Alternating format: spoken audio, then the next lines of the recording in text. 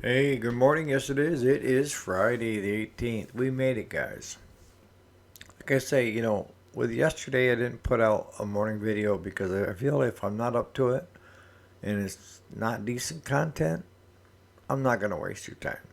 But I was able to do a quick one on lawnmower blades again. And I'm going to try to get back into that kind of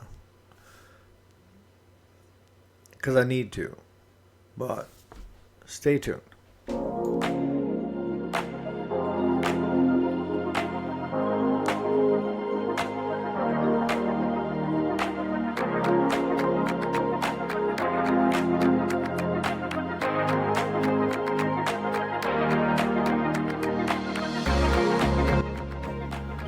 Alrighty, welcome back to the channel. My name is Eric, and if you didn't already know it, this is the weekday, Monday through Friday. Today is Friday, the 18th of July, 2025. So today's topic is going to be, what do you do with employees during a slow time? Good question. I mean, if you're if you're smart, you're going to have things lined up, right? And those are bigger projects. Because the last thing you want to do is lay off employees. Because good employees are hard to find. And if you lay them off, good chances are, unless they're retired already, they're just going to go find work elsewhere and find work with somebody that is consistent and can deliver on a weekly basis.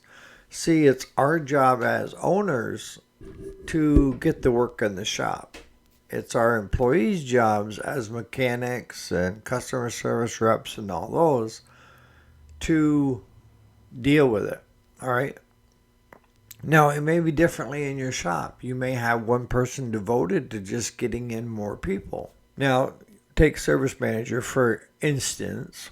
If you have a service manager, part of their job is not just, ordering parts, doing up bills, but it's also generating leads. And if you're a bigger shop, that's very important because people forget. They do.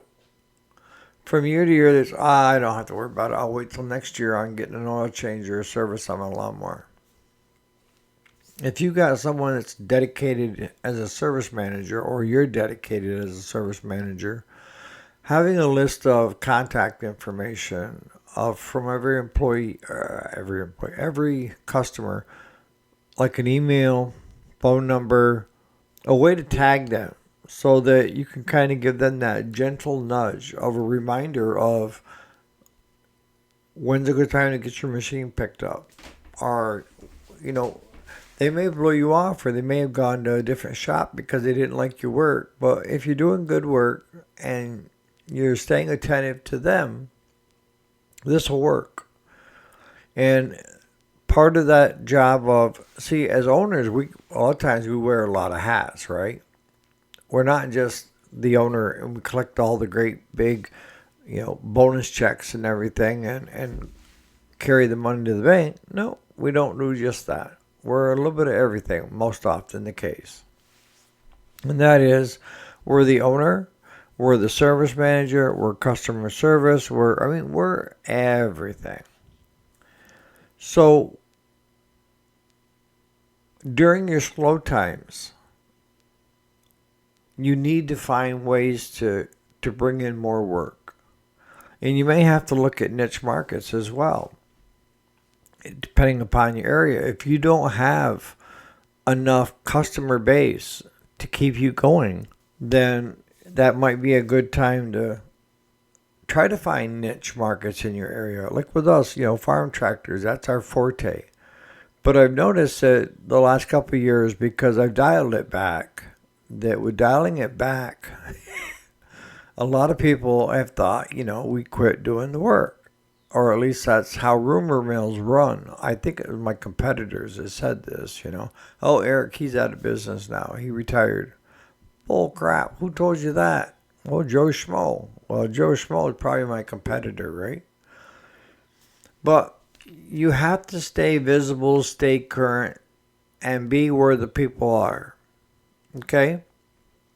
And that could be simply, Facebook groups of your area. putting, business cards in other businesses and allowing other businesses to put business cards in your area, in your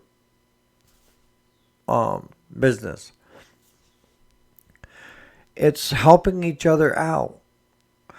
Now, like when it comes to Facebook, for me, if I have other friends that have businesses and they post something, whether it's their menu for the day for the restaurants, it's, what they've got coming up for the bars, for DJs or live bands or this or that, or the flavor of the week for ice cream shops, I will repost them. I will share them on my account. And I'm not sharing them because I think that the people on my Facebook, personal Facebook, could really use the information. It's because it's giving them visibility. It's helping them out. And they can see who is sharing. And so when you post something, there's a good chance that they're willing to share your information on theirs. And what I found is that, I have somewhere just under 300 friends. I don't even have 5 friends. But on Facebook, I have under 300 friends. And most of the people that I'm trying to help out with their businesses, they've got friends lists of like 2,000 people. So it's an easy victory for me. I mean, yeah, I'll share it on mine of under 300 people because good chances are you're willing to share it on yours to 2,000 people. Great trade-off, right? So that's one way you could do it, is by getting your name out there, but by doing it by helping others as well. People want to help others that are willing to help them, right? If somebody helps you, you're more willing to give them a helping hand, right? Than someone that, just shows up and says, can you give me a hand with this? Yada, yada, yada. If you're already helping them and then you ask them to help you, good chances are they will.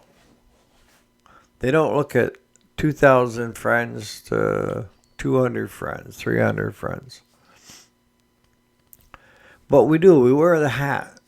Different hats, of different positions.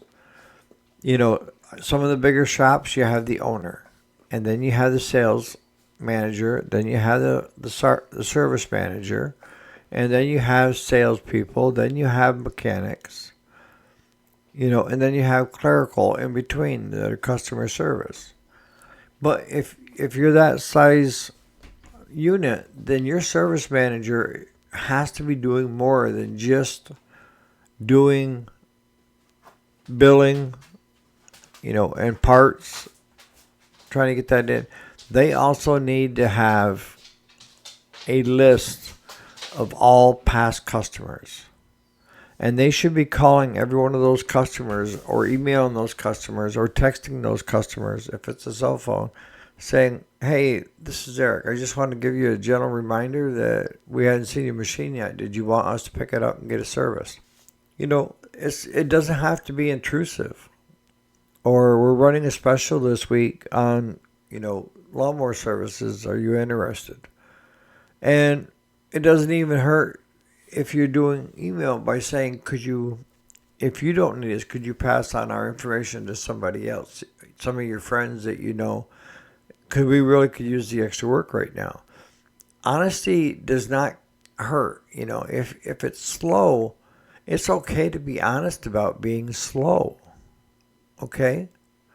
You don't need to, every time somebody asks you, oh yeah, we're swamped. And you go back to the shop and Claude's sitting there playing twiddly-dinks because there's nothing there to do. It's okay to be honest. Everybody knows that we have slow times in our lives and times that we're breakneck speed, right? But again, it goes back to you, Mark. What do you do with your employees during the slow time? Well, you try to prevent as much of a slowdown as you can. And you could even do, like I know some companies I've seen do this where I worked, where they had a mandatory 2-week shutdown in the summertime. And it was a non-paid, but it was a mandatory. Everybody was done for 2 weeks. And you wanted to have that so people understood that it was coming so that they didn't get caught, with blindsided. Some companies offered to make everybody take a 2-week vacation during that period of time. If you didn't have any vacation, you didn't get paid. I've seen that happen before. It's whatever works for you. If you're going to have to let your employees go during the off season, then it's better to find someone that's retired. Really, because if you try to get somebody younger in that position, they can't afford to have shutdowns. They can't afford to have you lay them off for like the winter or something like that. And for most of us, usually after August it gets crickets. You get a little bit of a uptick in the fall. People that trying to get their snowblowers all ready to go. And then it's quiet again during the winter months. So it's up to you as a shop owner to decide, am I in this or am I not? If you're forward planning and stuff like that, there's a bunch of things you can be doing during the off time, and that is putting machines together. Whether during the slow time, during the summer months after August, you could be putting snowblowers together and winter stuff out back. So it keeps the mechanic busy. And then during the slow time, towards midwinter and on, you could be bringing in lawnmowers one at a time on the crates, putting them together, getting them all ready to roll, and parking them. You see what I'm saying? There's always something to do if you plan for it. But the big thing is when you plan for it, you still need income coming in to pay your employees. And that's why I said the other day with the video is when you are swamped, bank the money. Don't start being a spendthrift thinking you got tons of money. You don't. You need to have that money to pay your employees when it slows down. Every business that I know of pretty much does this in the service sector. If you can find a side hustle during the off months, that's even better. So that you still have money coming in. So in the comments, you guys that are doing it, because I know Mark is entertaining it, what do you guys do during the slow times? I know that it's a good time to get the shop clean. It's a good time to paint the shop. There's a number of other things you can be doing, but in the comments, what do you guys do during that period? So on that note, it's short and sweet again today. I got hay knocked down this morning. But let us know what you're doing during those slow periods. And it doesn't have to be in the servicing. Amos, you had a lot of great advice over the years. And I think you even commented the other day on it. What's important is that you keep your head above water during the slow times and thrive during the good times. So on that note, you guys have a great Friday, a great weekend, and I'll catch you here first thing Monday morning for the weekday. You guys have a great weekend.